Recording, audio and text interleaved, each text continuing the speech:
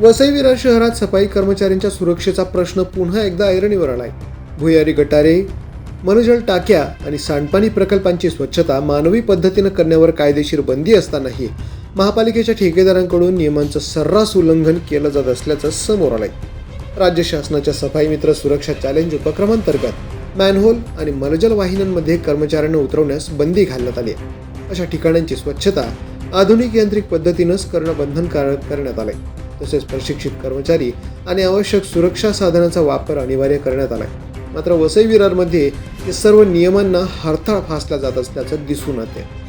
महापालिकेच्या ठेकेदारांकडून कोणतीही सुरक्षा साधनं न देता सफाई कर्मचाऱ्यांना थेट मॅनहोलमध्ये उतरवून गटारांची स्वच्छता करून घेतली जाते. नालासोपारा पूर्वेतील नगीनदास पाडा परिसरात नुकतीच अशीच धक्कादायक घटना समोर आली.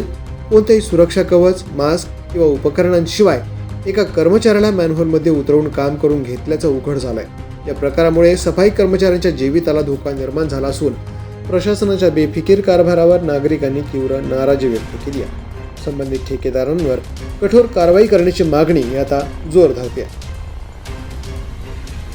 द पोलीस न्यूजसाठी अनिल शिरसाट, वसई विरार.